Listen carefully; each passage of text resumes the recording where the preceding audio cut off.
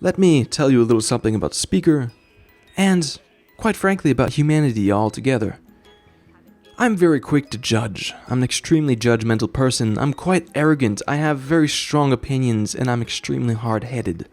Most of my friends can tell you that. Now, it's something that you either love or hate.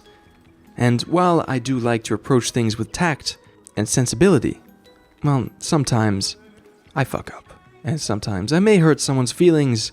And in this particular case, I truly hope that Battleborn could forgive me for all the terrible things that I thought of it, without actually getting a feel for it. Because today, I think it's by far one of the best games I've played in a very long time when it comes to multiplayer FPS genre, for it combines so much more than just that. Battleborn is like a true innovation in the world of FPS, because we've never had the opportunity to play something that resembles this genre so well. That makes no sense. What did I just say? Well, listen, in my mind it's quite clear, but to put it into words, it's another thing, and I'm failing completely on this commentary for the lack of vocabulary to express my opinion. But let me put it this way. I love Team Fortress 2, I love Borderlands, and I love tower defense games. Something about Dota 2 kind of attracts me, but the community is so goddamn toxic, and the learning curve is just more than what I'm willing to put time into. That Battleborn seems to collect all these great features, all these good points in these great games, and put them all together and execute it flawlessly. Battleborn is such an amazing development.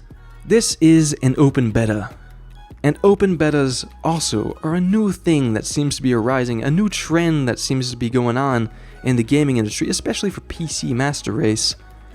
And I've got to admit, it's a step in the right direction. You see, early access was a terrible mistake, because first of all, nobody trusts early access anymore. It is the pyramidal scheme of the gaming industry. Everybody knows it, and nobody trusts it. You see, with the open betas, it's a complete different story. Developers are not allowed to screw up an open beta. If they do, on release date, sales will be massively affected. The reason being is that everybody has access to the open beta. Anybody can try it out, so if there's problem installing it, if there's problem launching the game, if there's problems with matchmaking, server issues, performance issues, bad FPS, gameplay issues, well, these are all things that are going to put people off. It only takes one angry, self-righteous Reddit user with a little bit of influence to make some kind of a bad review about it, to influence thousands of people, to jerk each other off, and to just escalate one minor problem into a game-destroying aspect that nobody can get over, and that will completely affect sales of the game and fuck it up for all time. You see, this is what developers are actually exposing themselves to. It doesn't take much to start a very bad rep for a game. Let's take the Doom open beta, for example. It's the perfect example of a failed open beta. I'm not going to go into detail on it, maybe in another video I have some footage of it, but if you just go onto the store page and just scan a little bit of the reviews on there, you'll find thousands upon thousands of negative reviews coming from people sporting a grand total of 10 minutes in game. Now, if that's not the definition of a failed open beta, I don't know what it is. Unfortunately, I think it's destroyed the credibility of the franchise. It's destroyed any chance of this game becoming a new staple in the Doom franchise, but, well, that's what developers expose themselves to, and it's not especially a bad thing. I was fully prepared to buy the game on its release. Now, not so much. But going back to the positive stuff, this open beta has permitted me to discover a game I would have never have given a shot of beforehand. I had simply a very ill-informed opinion on the game. I saw a trailer and based my entire judgment on it.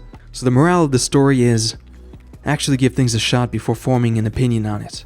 Open betas are a step in the right direction for game developers, and we kind of owe it to them to give their work a shot, to actually see what it's all about before creating an opinion, and before dissing a game that may just have a potential. You see, when you actually give something a shot, worst case scenario, well, your opinion will be confirmed, and you won't waste any more time than that. But in the best case, you may just discover something you love. And this goes with many things in life. Anyway, thank you very much for watching. If you liked the video, please let me know down in the comments below. Give me a like and subscribe, for a whole lot more stuff is coming. As always, thanks for watching, and I'll see you next time.